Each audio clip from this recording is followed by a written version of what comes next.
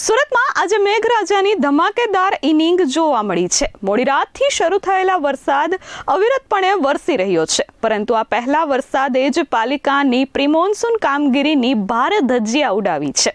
સુરતના મોટા વરાછા વિસ્તારમાં એક આખો રોડ બેસી ગયો અને રોડ બેસી જતા 4 થી 5 જેટલી 4 વ્હીલરો આ ભૂવામાં ફસાઈ ગઈ હતી। વાત તો ત્યારે વણસી કે જ્યારે આ ભૂવા રિપેરિંગ કરવા માટે જે મટીરિયલ લઈને ટ્રક આવ્યું તે પણ આ ટ્રક આમાં ભૂવામાં ફસાઈ ગયું, જેના પગલે પાલિકાની કામગીરી સામે લોકોમાં ખૂબ મોટો રોષ જોવા મળ્યો છે। સુરત મહાનગરપાલિકાની પ્રી-મોન્સૂન કામગીરીની વિકાસ અને ગુણવત્તાના દાવાઓ સામે વધુ એક ગંભીર સવાલ ઊભો થયો છે।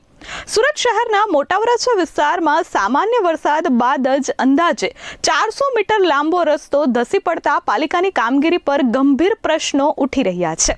થોડા સમય પહેલા જ આ માર્ગ પર ડ્રેનેજ લાઇનની કામગીરી કરવામાં આવી હતી, પરંતુ પ્રથમ વરસાદમાં જ રસ્તાની હાલત જોઈ સ્થાનિકોમાં ભારે રોષ ફેલાયો છે। રસ્તા પર 1-2 નહીં પરંતુ આખી કાર સમાઈ જાય એટલા મોટા 4 થી 5 ભૂવા પડી ગયા છે, એટલે આખો રસ્તો જ બેસી ગયો છે। સમગ્ર વિસ્તાર જોખમી બની ગયો છે।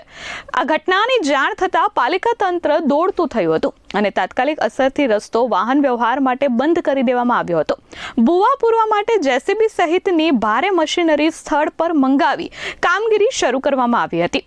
જો કે પરિસ્થિતિ એવી વણસી કે ભૂવા ભરવા માટે મટીરિયલ લઈને આવેલો ટ્રક પણ આ જ ભૂવામાં ફસાઈ ગયો હતો, જેના કારણે ઘટનાની ગંભીરતાનો અંદાજ આવી શકે છે।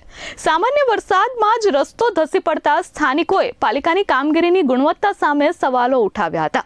જો કે આ ઘટના બાદ સુરત મહાનગરપાલિકાના મેયર, સ્ટેન્ડિંગ કમિટીના ચેરમેન, શાસક પક્ષના નેતા, ડેપ્યુટી મેયર સહિતના લોકો ઘટના સ્થળે પહોંચ્યા હતા, પરંતુ તેમને ફક્ત લીપાપોતી કરી હતી અને કહ્યું હતું કે જવાબદારો સામે કડક પગલાં લેવામાં આવશે અને લોકો પણ જાણે છે કે આજ સુધી કોઈ પણ કડક પગલાં લેવાયા નથી। જો પગલાં પહેલા લેવાયા હોત તો આ ઘટના ન બનત। કરોડો રૂપિયાના વિકાસ કાર્યો અને ડ્રેનેજ પ્રોજેક્ટના દાવા વચ્ચે પ્રથમ વરસાદમાં જ આ રસ્તો બેસી જવો એ તંત્રની આયોજન ક્ષમતા અને દેખરેખ પર ગંભીર સવાલો કરે છે, ભ્રષ્ટાચારને સીધી રીતે ખુલ્લો કરે છે। દર વર્ષે ચોમાસા પહેલા માર્ગ અને ડ્રેનેજની કામગીરી પૂર્ણ થઈ હોવાના દાવા કરતી સુરત મહાનગરપાલિકાની વાસ્તવિકતા હવે રસ્તા પર પડેલા આ વિશાળ ભૂવાઓએ ઉજાગર કરી દીધી છે। નાગરિકો સવાલ કરી રહ્યા છે કે જો નવી કામગીરીની આ ગુણવત્તા હોય તો જાહેર નાણાંનો ખર્ચ આખરે કોના હિતમાં થઈ રહ્યો છે? સ્થાનિકોની માંગ ઉઠી છે કે સમગ્ર ઘટનાની ઉચ્ચ સ્તરીય તપાસ કરવામાં આવે, જવાબદાર અધિકારીઓ અને કોન્ટ્રાક્ટર સામે કડક કાર્યવાહી કરવામાં આવે, તેમજ આવી બેદરકારી ફરી ન બને તે માટે જવાબદારી પણ નક્કી કરવામાં આવે। ધરતી પટેલ, S24 ન્યૂઝ, સુરત।